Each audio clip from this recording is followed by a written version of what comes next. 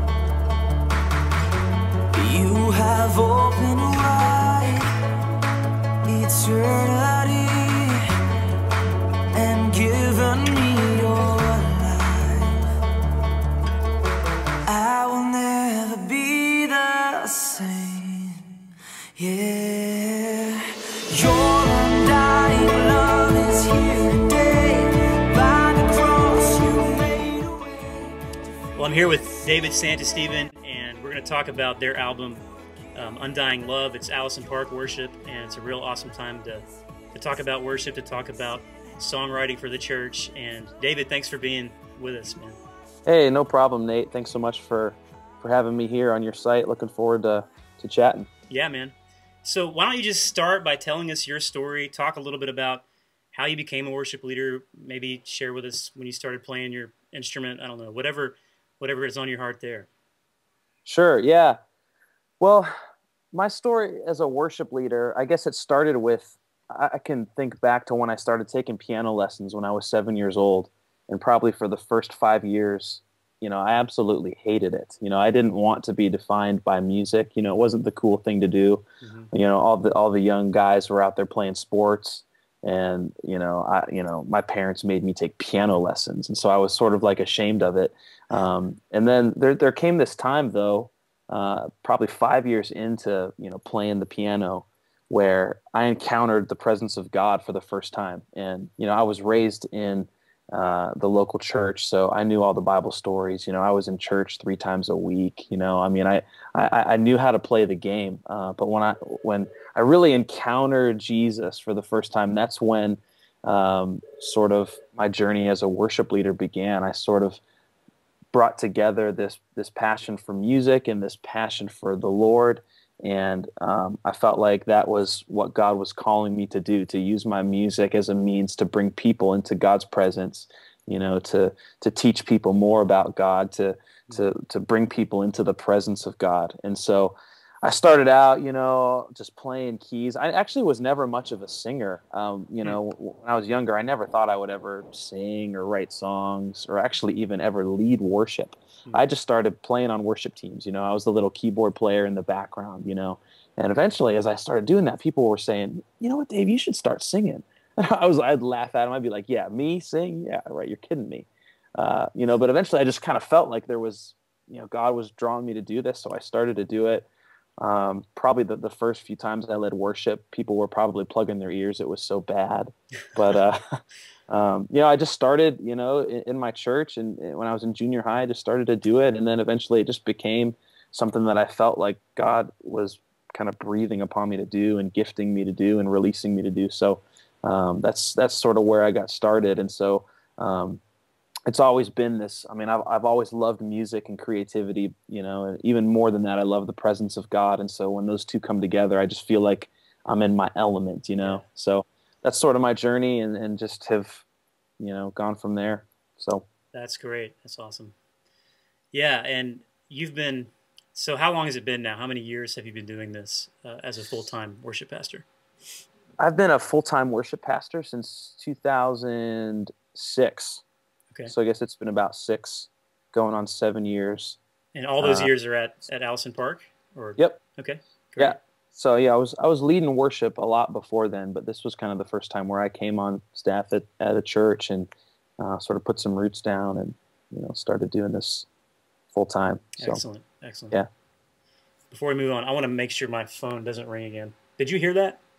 A little bit. Okay, I'm going to unplug it. I forgot to. I meant to, but 1 second. Sorry. No, that's okay. Okay. So go ahead. That shouldn't happen again. Can you hear me all right? Yeah. Oh, 1 more second. I'm getting a knock. Hey, come in. Or not. I don't know. Okay, we're going to try to keep going. Okay, so here we go. I just recently got your ebook, Beyond Sunday, for signing up to your blog and your newsletter, and it's been personally a really helpful tool for me as I've been leading worship here at our church and on our worship team. There's just this tendency to kind of get in a week-to-week maintenance mode thing, and you do such a great job just reminding us that we are to have a big picture, a big vision for why we're doing the things we're doing. And I thought maybe it'd be great if you could share a little bit about that and how it's tied to where you guys are with this new album and what that process has been like for you guys. Yeah, absolutely. The book sort of came out of this whole, idea of, my own experience as a worship leader and also a lot of my friends as worship leaders and people that I've observed. It's very easy to just, like you said, get into that maintenance mode where, Sundays keep coming constantly. It never slows down. A worship leader's schedule is, you have rehearsal, then you have Sunday morning, and then you kind of rinse and repeat. You do the same thing over and over again. And I even noticed in my own life, it was becoming this horrible game of, hey, I need you to play this Sunday, and hey, I need you to play this Wednesday. I need you to play this Sunday, and grabbing musicians and just trying to pull off services. And the Lord convicted me about it, and it came down to this whole idea of, am I making disciples? As a worship leader, as a worship pastor, am I making disciples, or am I just abusing the volunteers that God has entrusted to me? Mm-hmm. And so I just sort of went to work on really evaluating, like, why do I do what I do? And however long a worship team member is on my team, whether they're on my team for 1 week or they're on my team for 10 years, I want it to be a transforming experience for them. I want them to come away from their ministry on my team with a greater love for the presence of God.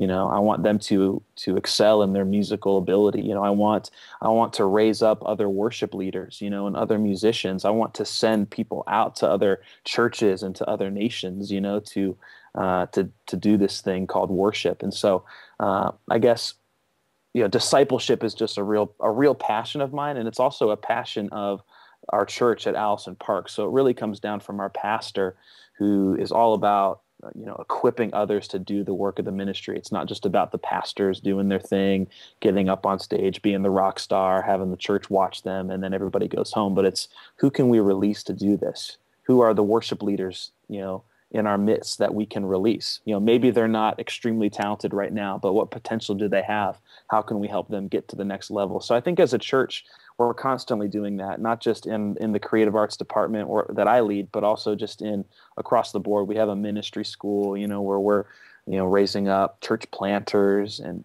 pastors and missionaries. And so we want people to really develop and into their full potential for what God has for them. So that really applies to this whole project we did, Undying Love, the Allison Park worship team. A lot of these guys have worked really close with me as part of our ministry school. Some of them are young kids on our worship team. Just a lot of young people were involved in the songwriting and the musicianship on this project, which really excites me. Yeah. We could have gone into this project and hired, an amazing house band, and hired a top-notch producer, but we just decided, hey, let's do this in-house. Let's let's use our songs that we've written together that God is using in our church. Let's use our own musicians. Let's use our own worship leaders, people connected with us, and let's go for this. So that's kind of that's cool. where it was birthed. Very cool. So all of the songs that are on the new record you have were written by people within your team, or do you have like a songwriters group that's not necessarily attached to the worship team, or is it all sort of one thing? Or yeah, most of the songs are co-writes. So we did a songwriting retreat a couple years ago with some key songwriters, and we just collaborated that whole time. And so these songs sort of were birthed out of that retreat. Yeah.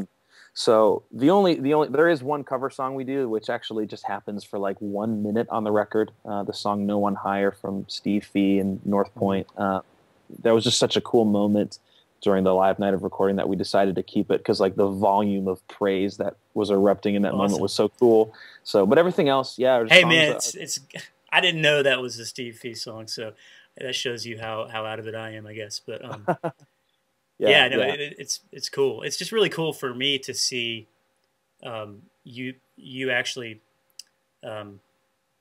do what you talked about in your stuff, songwriting for your church. That I think that's important for a lot of writers in churches to realize that they can contribute for their local church. It doesn't have to be this sort of constant comparison to the Matt Redmans and the Chris Tomlins out there, where it may not be as good, or it might be as good, who knows. But the point is you need to just use your gift in your local church and let God bring the fruit about. So yeah, there's this intimidation factor, of like the rock star worship leader, the guy who writes songs that the whole world sings, goes on these big tours, with these other big artists, and that's great. That's awesome. I think God uses that, but that's not for everyone. And just because you can't do that doesn't mean you shouldn't write songs. Like you said, God is doing a unique work everywhere. Yep. So in your church, Nate, God's doing a unique thing. So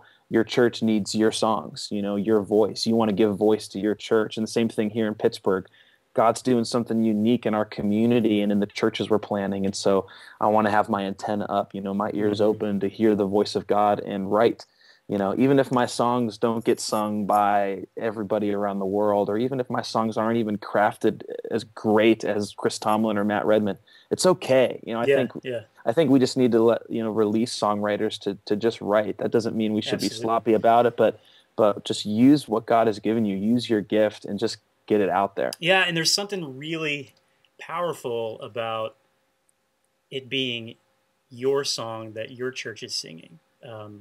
So, I think the arts, there's a whole discussion there with the arts in a local church and how artists need to be utilized and equipped and released to serve the church, their local church. But I think in talking about music, I could just sense as I was listening through the record, being there would have been better than just listening to it. I love it, but it's like, man, it made me want to be there. And I think that a lot of times movements in the body of Christ are marked by music, and it's like when you're there and when you are in the moment and you're worshiping God with people, and then you go back and it makes the record that much better when you listen to it again. So it's like you're really just tapping into the voice of what God's doing at Allison Park. It's awesome. So I think that is, to me, like the best example of how churches should be approaching their songwriting and producing music and all of that. So don't leave it just to the Hillsongs or the Gateway worships. All those, they're great, like you said, but every church should be doing this, and it's going to look different in every church probably too. But and I think just to free up some worship leaders that might be listening to this, I don't think every worship leader has to be a songwriter, but I think everyone should try it. Why not? There might be an untapped gift that you don't even realize. Right. Well, and also, I don't mean to interrupt you, sorry, but you mentioned that you guys were co-writing. Yeah. I think a lot of people tend to think that, well, I got to write a song on my own or whatever. And it might bond your team in a way that's not going to do it otherwise. Yeah. So through this whole process, I was able to bring some of these younger guys, who have just started to write songs and sort of coach them along, and I'm by no means a songwriting expert. but I've had a little bit more experience than some of these other guys. So it was helpful to, I was able to invest in them, and, and in turn, their ideas, they invested in me and gave me new ideas, So it's co-writing is awesome. I think it's great for any worship team to try it, How do you do that? Do you set aside specific, you mentioned the songwriters retreat, I guess that's one context, but do you have a more frequent thing that you do, or? I don't at this point. That's something that I would love to start up. So we did the retreat, which a couple years ago, where for like 2 days, we gathered together and we just wrote like hardcore. Like we worked really hard for those 2 days. That's cool. Recorded a bunch of ideas, and then that's where the work really began, where we went and really crafted the songs and honed them in lyrically, musically, all that kind of stuff. So, at this point, we don't have like a weekly songwriting group that meets, although that's something I would love to do. I think that's a great idea. No, I think, the retreat thing is awesome too. I can see that being a very beneficial thing for the whole team. But well, let me ask you this question: on the record, what would be some of the songs that jumped out to you? I personally have a couple of favorites that I really like. Do you have any that you'd like to share? Yeah, man. Yeah, I mean, I love all of them. I mean, any producer would say that about their record, right? That they love all the songs. So, did you produce it? Let me just jump in and ask you that too. How was that? I mean, I guess obviously as the worship pastor, you probably would be that producer. Yeah, I did. Produce the album as a whole, but had a lot of help as well from my team. One of my worship team members sort of engineered the live recording and helped with a lot of ideas as well, and a lot of the musicians too. So we would get together and rehearse and throw out ideas. So it wasn't like I produced everything, but there was a lot of ideas thrown out, and I sort of helped hone the direction of the songs. So, but yeah, for me, I guess my favorite song would probably be "God of the Impossible," which is the last song on the record, just because it's such a personal prayer of mine. That in our weakness, God is strong, and so in that place of pain, in that place of suffering or desperation, which I think a lot of people find themselves in, where they don't know what to do. They're lost. They thought God was good, but their circumstances seem to tell them otherwise. And so the song really kind of encourages people who are in, that horrible place in life to really reach out and to trust in God, to cry out to God, to believe that God is good, to believe that there's hope on the horizon. And it was such a special moment. That's one of the songs that was a little bit newer to our church when we did that night. And just seeing people on their knees, seeing people crying, really just crying out to God was just awesome. So that's got to be my favorite song, but there's others too. But yeah, I really like Undying Love, of course. That was the video that you had sort of put out before the release, and I really liked your version of "Oh for a Thousand Tongues." I'm a big hymn guy. I love hymns, and this whole hymn remake thing is really cool, and how it's happening. It's really fresh, and how churches take a new approach to it, and that you guys did great. I mean, really awesome. Thanks, man. New chorus. That's probably been like the most requested song that we've done. Whenever we lead that, awesome. Like you said, just there's something about the hymns that really resonates with a lot of generations. Yep. And whenever you can freshen it up, with adding a chorus and some new instrumentation, it really, it takes off. So yeah, I'm a firm believer in that. I love that. Yeah. And Your Great Love was a really good song too. It had a really good hook in the chorus. And now is this the same guy singing the whole time? Or I mean, I know you have a female singing every now and then. And yeah, so we actually had a lot of different singers on this project. So there were, let me get this right. So there's 3 guys. So there was me, and then there's 2 other guys, and then there was 3 girls as well. So okay, cool. 6 worship leaders on the whole project. Wow. That's awesome. Pretty intense, yeah. Yeah. So, and all those guys are connected with our church. A couple of the guy worship leaders were a part of our ministry school here, so they were with us for a year, and they're currently like out at other churches leading worship. And so it's cool. Just it was a cool just team effort. A lot of different voices, I think, help to make the record stronger. Yeah. Well, Excellent. Okay, why don't we, let's see here. Okay, so tell us a little bit about where you guys are going, what you'd like to see happen from this record, and what you'd hope to see happen for the future of your worship ministry there. Yeah, well, you know, that's always the the question that a lot of artists don't like to answer, you know, because, you know, we as artists, we like the creative process. Yep. And making something, but then the promotion of it can scare us. Yeah.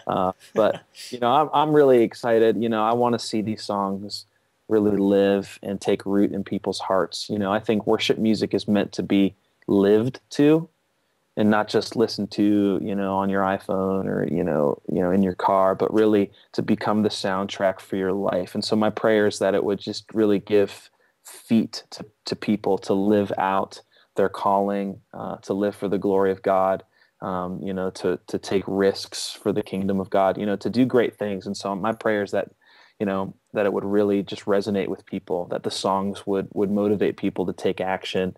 And then from a practical standpoint, we want to see the record spread as much as we can, you know, and I know that can sound selfish, like, you know, we want to sell tons of records, but, you know, my prayer is that it's, you know, that if God's favor and blessing and anointing is upon this, we want to get it into as many people's hands as possible, right, so that people can hear Absolutely. This, so that worship leaders can use these songs if they want, you know. So we're just excited to see it spread and see what the Lord does with it in the next year. So exciting. Well, I hope you enjoyed that interview as much as I did. There's a lot we can learn from guys like David. He's a local guy. He loves his church, and he's knocking it out of the park, as I've already mentioned. And I think it was really insightful just to highlight one thing he mentioned, that if you lead worship, you don't have to be a songwriter necessarily, but you ought to try if you haven't. And I think it's important for us not to compare ourselves with one another. The Bible has a lot to say about that. And as songwriters, we can be set free just to write songs that serve people. If it serves 5 people in your church or in your small group, then that's an awesome thing. If it goes all over the world and it's sung by millions of people, that's also an awesome thing. But we have to stop comparing ourselves with these people. Let's be creative, let's put out music, and let's serve our local church and leave the rest in God's hands. And I think what they're doing there is a perfect example of that. So again, go to AllisonParkWorship.com and find out more about their latest release, Undying Love. Go to iTunes, leave a review if you can, and yeah. So, I'm Nate Fancher. I'll see you soon. 4,000 tongues to sing my great Redeemer's praise, the glories of my God and King, the triumphs of His grace.